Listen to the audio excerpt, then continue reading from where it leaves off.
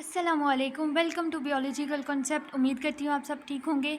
Today we are going to held our third class of the kingdom Protista classification. In this video, we are going to discuss the further two phylum of kingdom Protista, that are the phylum Labyrinthomorpha and phylum Apicomplexa. So let's proceed our class.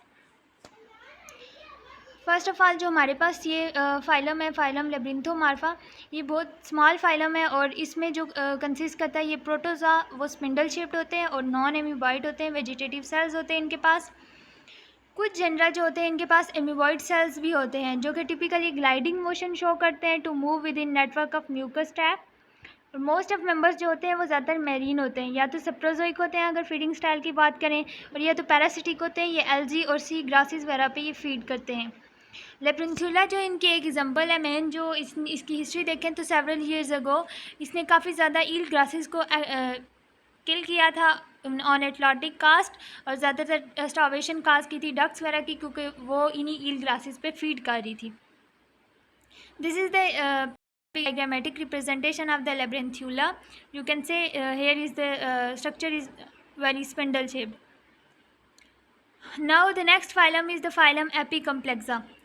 जो member है इस phylum है, phylum एपिकम्प्लेक्सा में, वो सारे के सारे जो है वो पैरासाइट्स हैं. अगर कैरेक्टरिस्टिक्स की बात करें तो इनके पास एक एपिकल कम्प्लेक्स होती है. इनके पास एक एपिकल कम्प्लेक्स होती है और जो कि पेनिट्रेट करने के लिए यूज़ करते हैं होस्ट सेल्स में. इनके पास सिंगल टाइप ऑफ न्यूक्लियस होता है और इनके पास ना तो सीलिया होता है ना ही फ्लैजिला होता है, लेकिन कुछ रिप्रोडक्टिव स्टेजेस ऐसी होती हैं कि इन्हें सीलिया और फ्लैजिला की जो है वो ज़रूरत पड़ती है. अच्छा, फिर आ जाते हैं हमारे पास कि इनके लाइफ साइकिल की. तो इसके लाइफ साइकिल में जो है वो 3 स्टेजेस आती हैं जनरली. सबसे पहली स्टेज होती है schizogony, then sporogony and then sexual stage आती है हमारे पास गैमीटोगोनी. ठीक है, सेक्सुअल स्टेज इन दोनों स्टेजेस के दरमियान में होती है. अच्छा, आगे हमारे पास इसको फर्दर एक क्लास में डिवाइड किया गया है, क्लास क्लास स्पोरोजोया.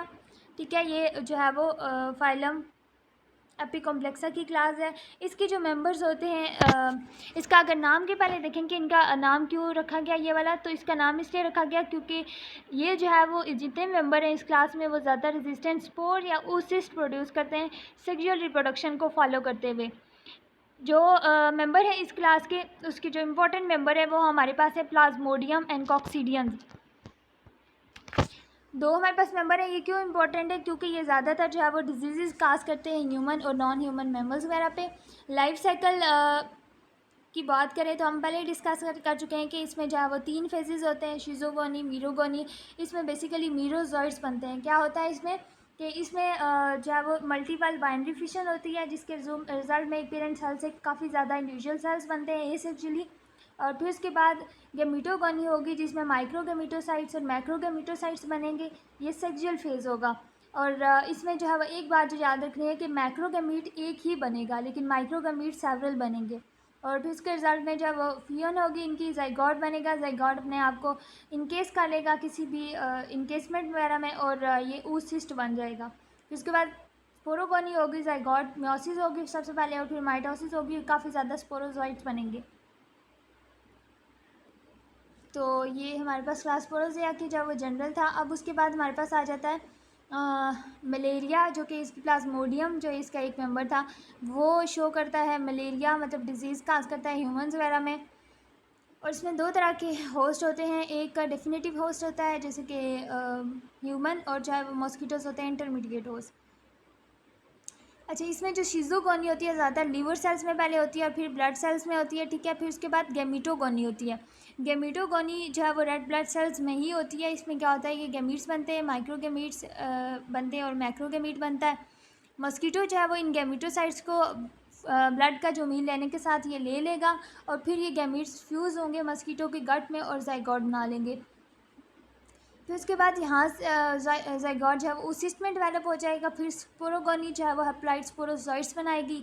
ठीक है, और ये जो है वो स्पोरोजॉइट्स अगर वही इन्फेक्टेड मॉस्किटो किसी और हेल्थी इंडिविजुअल को बाइट करता है तो यहाँ से ये स्पोरोजॉइट्स उसमें ट्रांसफ़र कर देगा और फिर आगे लाइफ साइकिल दोबारा से स्टार्ट हो जाएगा. तो ये इसका लाइफ साइकिल है कि सबसे पहले जो हमारे पास होगी मीरोगोनी, यहाँ पे मीरोसाइट बनेंगे लीवर सेल्स में और फिर रेड ब्लड सेल्स में। और यहाँ से आगे जो है वो ये क्या बना देगा, गैमीटोसाइट्स बना देगा।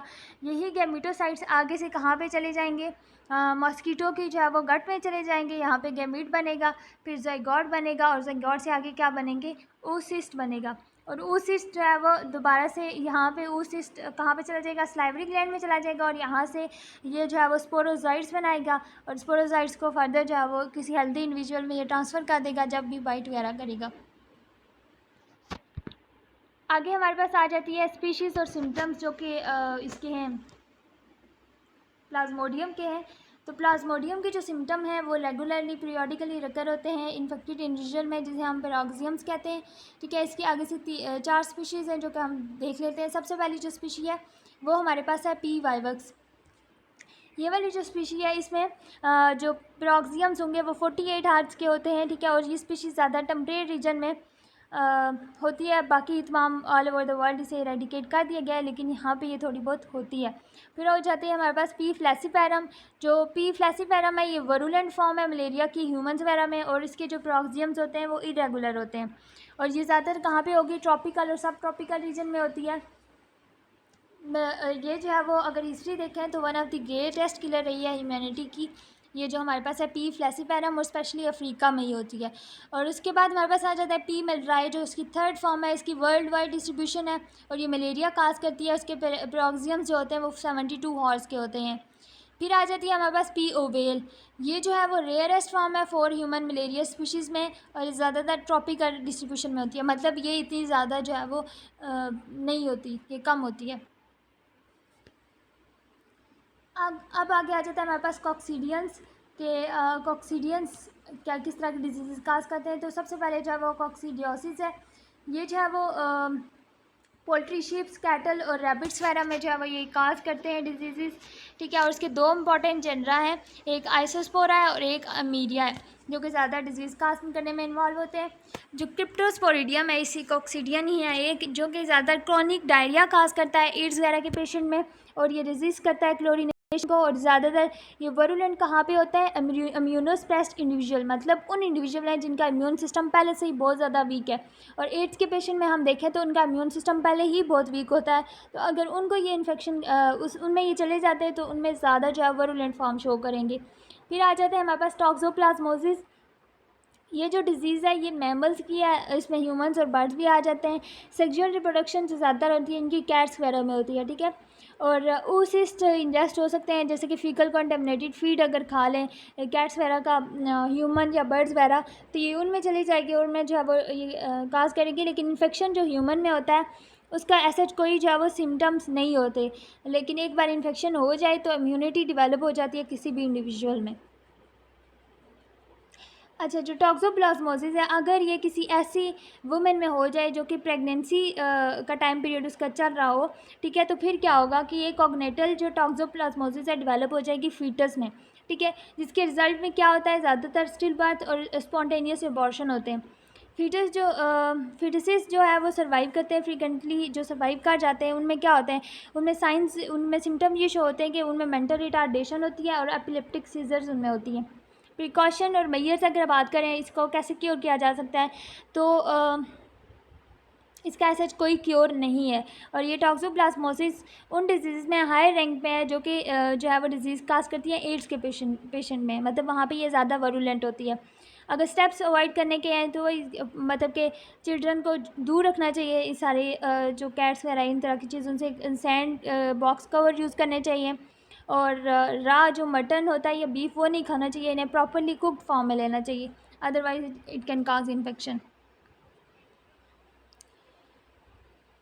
ये था हमारा जो है वो आज 2 फाइलम के बारे में जो कि हमारे पास थे, phylum labyrinthomorpha and phylum apicomplexa. I hope जो all concepts are clear. Thank you so much for watching video. If you really like my video, your all concepts are clear, then subscribe my channel. That's all. Thank you.